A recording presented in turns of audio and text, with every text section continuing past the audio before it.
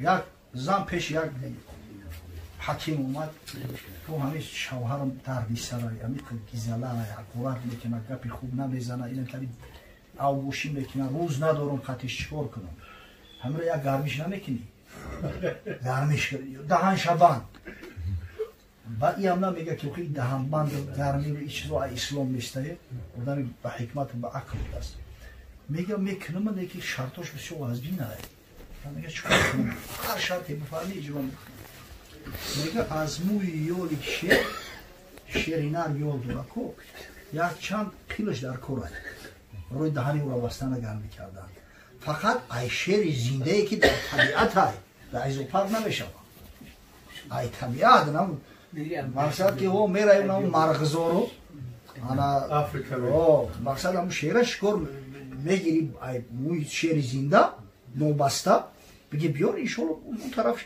تنیمه این زنک سراغ میکنه میره و همه بشه یک شیر داشته است خطی همون شکرچوی اگر میزنه که چخیل کنم که همه شیر رو مقصد چیم نگم گفتن همه شکم سیر بوشه چیز نمیگم تو کوشش که همه شیر شکمش داریم سیر بوشه یعنی هر روز همه بزه یک گوسپند میکشته میبوده همونجا میمونده است خودش بروی درخت میبومده شیر میومده است همون را میخورده میرسیده او مختشیده است دیگه شیر همون ساعتی که همین زنک میوید کو دیگه همون انتظار میستود است که که همین میوید بعدی چند مدت دیگه همین قدیه نزدیک میشود که میخوره در پیش شیر میسته شیر همون خوراک خورده است هیچ نمیگه یه روز دست شد روز میکنه سیلش میکنه که قرآن باید با همین یه روز استفاده میبره فرصت قیچی بوده دست قطیش چند مورا میبره و با یک خصدی و شدی دوام میاد پیش همین حکیم این حضرت این گفتگی تا اجرا کردم تو را مردک شو که اجرا کن این شیری زنده آوردم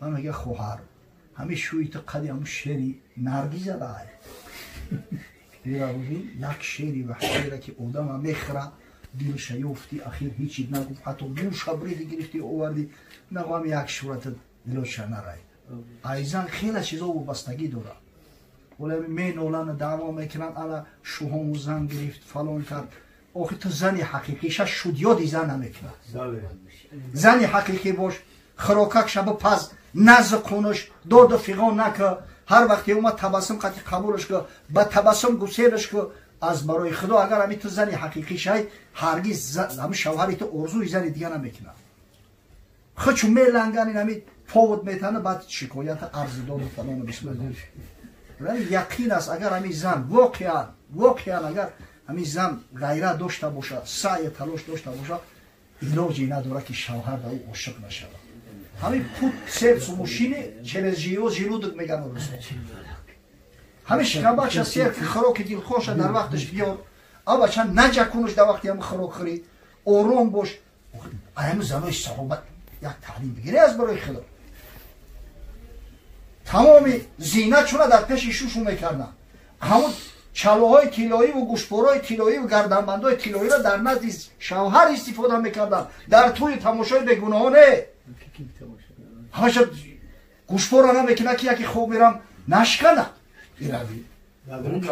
در اینجا گردنبند نمیکنم کی میبینش تو برای مردم گرفته یا برای شوتا در پیش شوت خطا زینت بته شوکی اومد خشبوک خطا خشروک دیل کشک که همه ببیند حواسش کنه او بیچاره اون مردک میویه خونه زنش میاد بوی اوغل کرده است گیگو توزه کرده است بیچاره و گو جوشیده است خود زنکای بگونه را میبینه همکاروش را میبینه همش عطر اوپا زدگی بوی خشبو میکنن البته که بعد حواسش هرسه میره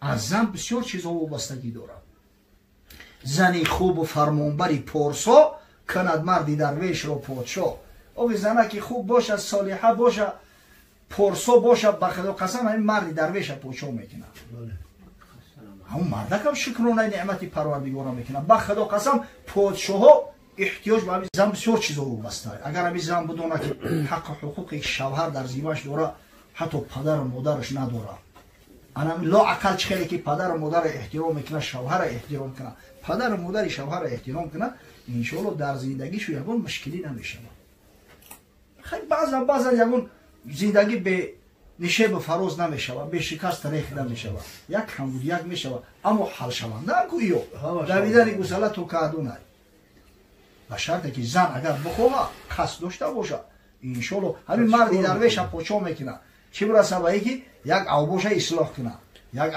алкоголика ислоҳ куна метунам ба худо қасам. ҳазрати уми сулайм саҳобазан и аз бани наҷор аст. и зан вақте ки аз пайғамбар саллаллоҳу алайҳи васалам огоҳӣ пайдо кард ҳанӯз дар ясриб буд дар шаҳри мадинаи мунаввара имон овард. ҳатто шавҳараш мега қаҳр кард. молик ибни анас ном дора шавҳараш молик ибни назр қаҳр кард омад бирафт дига ҳамта беному нишон гум шид рафт. мега як ҷавонмарде буд дар байни ҳамин мардами хазраҷ бо номи абу талҳа тахаллусаш абу талҳаи ҳазрата бисёр соҳибҷамол ба давлат бисёр ҳакиму босаводу боилм шахси муҳтарам буд. наздаш омад гуфт ё уми сулаймаро намегирӣ? гуфт мегирам лекин ту ба фикру ки амун маҳарияро дода наметунӣ. гуфт ба худо қасам ҷон наметун барои ту маҳариярам гапай ман ҳамин вақташ ошиқи туам мақсад ҳамин розӣ бошӣ ҳар маҳри буфарми буфар ай духтари катара маҳри зиёдтон метам. гуфт маҳрияи ман калимаи шаҳодати ту ин ҳамин калимаи шаҳодата бу мегирам моли дунё дар корам нестай.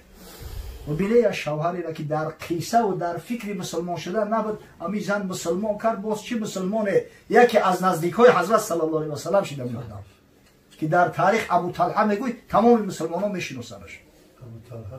барои ҳамин айзан бисёр чизо вобаста ай. худованд бахти иқбол бутаи хоҳаро хаяка кори шидагӣ шид шояд гумон мекунам ки 1 солу 2 сол қатъи ӯ зиндагӣ надорад. агар ба шарте ки саъй куна ва ҳамун шавҳара ислоҳ куна иншоалло ҷиҳод дар роҳи ҳақ кардааст. мақсадш ки ҳамун зиндои калом ягон чӣ надорад дар никоҳмон мегӯяд. мушкили иҷае ки ҳамин зинокор мардум ду тоифа мешавад. зинокорое ҳастанд ки зиноро наъузу биллоҳ ҳалол медонанд. касе зиноро ҳалолу дуруст бидона ӯ аз доиратил ислом хориҷ мешавад. ӯ аз занаш талоқ мешавад я ҷои гап нест. аммо аксари зинокоро касое ҳастанд ки медонанд ки зино ҳаромаю аммо нафси хушро контрол карда наметавонанд. мутаассифона даст ба ҳамин кор мезананд. шахсе ки аи тоифа бошад ӯ мақсад мусулмонай мусулмони фосиқ. барои мо наметавонем бигем ки ай назари шариат ки ҳар касе муртакиби гуноҳи кабира шидааст ӯ занаш талоқ мешавад. агар чанде имом қуртубӣ дар тафсираш овардааст мега қавли уламои мутақаддим уламои пешинаи мо саҳобаву тобиин ҳамин буд ки ҳар шахси оиладори зино куна занаш талоқ мешавад.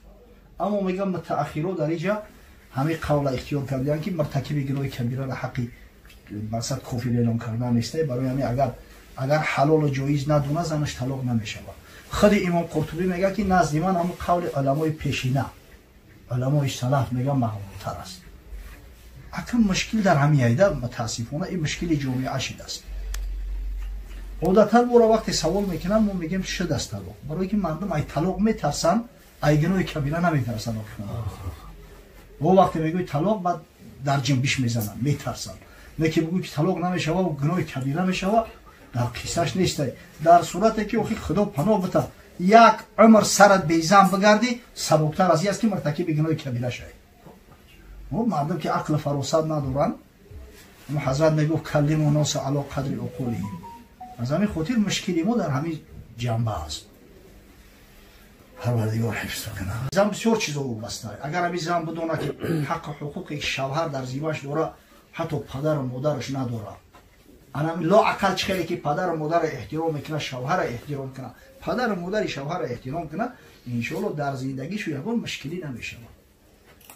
хеле баъзан ягон зиндагӣ бе нишебу фароз намешавад бе шикаст рех намешавад як камбуд як мешавад аммо ҳалшаванда гӯё давидани гусалату каъдунай ба шарте ки зан агар бихоҳад қасд дошта бошад иншоалло ҳамин марди дарвеша почо мекунад чӣ бураса ба ки як авбоша ислоҳ кунад як алкоголика ислоҳ кунад метунанд ба худо қасам.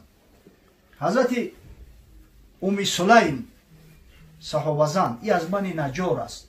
и зан вақте ки аз пайғамбар саллаллоҳу алайҳи васалам огоҳӣ пайдо кард ҳанӯз дар ясриб буд дар шаҳри мадинаи мунаввара имон овард. ҳатто шавҳараш мега қаҳр кард. молик ибни анас ном дора шавҳараш قار مولی که بینی نازل قار کرد اومد برفت دیگه هم تا بینام نشان گم شد رفت. میگه یک جوان مردی بود در بین همه مردمی خزرج با نام ابو طلحه، تخلصش ابو طلحه حضرت، بسیار صاحب جمال با دولت، بسیار حکیم و با سواد و با علم، شخصی محترم بود. نزدش اومد گفت یا امی سلیمان را نمیگیری؟ گفت میگیرم. نکی تو با فکر که امون مهریه را داده نمیتونی. گفت با خدا قسم جان نمیتون برای تو مهریه را بپای، من این وقتش عاشقی تو مقصد همین روزی باشی هر مهری بفرمی بفر، ای دختری کتر مهری زیادتون میتون. گفت مهریه من کلمه شهادتی تو، این همه کلمه شهادت بگو میگیرم مولی دنیا در کارم نیست. و بینه یا شوهری را که در قیصه و در فکر مسلمان شده نبود، امی زن مسلمان کرد. باز چی مسلمانه؟ یکی از نزدیکای حضرت صلی الله علیه و سلم شده میادم که در تاریخ ابو طلحه میگوید تمام مسلمان ها میشناسنش. برای همه ایزان بسیار چیزا رو بسته ای. خداوند بخت اقبال به طریق خواهر و خیلی که کاری شدگی شید. شاید گمان میکنم که یک سال و دو سال قطعی او زندگی نداره. اگر به شرط که سعی کنه و همون شوهر را اصلاح کنه انشالله جهاد در راه حق کرده است. اون مقصدش که همون زندای کام یکون چی نداره در نکاح میگه. مشکل اینجاست که همین زینوکار مردم دو طایفه میشود. زینوکارایی هستند که زینا را نعوذ بالله حلال میدونند. کسی زینا را حلال و درست بدونه او از دایره اسلام خارج میشود. او از زنش طلاق میشود، یه جای گپ نیست. اما اکثر زینوکارا کسایی هستند که میدونن که زینا حرامه، اما نفس خودشون کنترل کردن نمیتونن، متاسفانه دست به همین کار میزنن. شخصی که ای طایفه باشه او مقصد مسلمانی فاسق.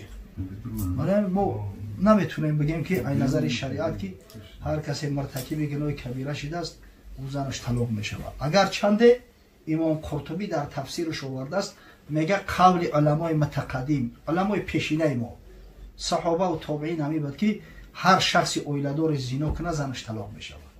اما میگم متأخرا در اینجا همه قول اختیار کردن که مرتکب گناه کبیره را حقی مقصد کافر اعلام کردن نیست. برای همین اگر حلال و جایز ندونه زنش طلاق نمیشود.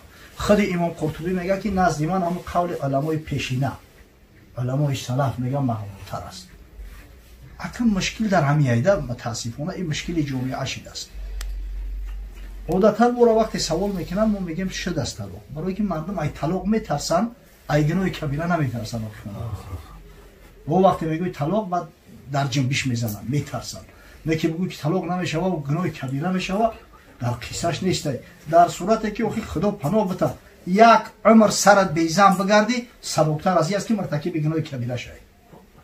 مردم که عقل فراست ندارن، حضرت میگفت کلم الناس علی قدر عقولهم. از همین خاطر مشکلی ما در همین جنبه است. پروردگار حفظ کنه.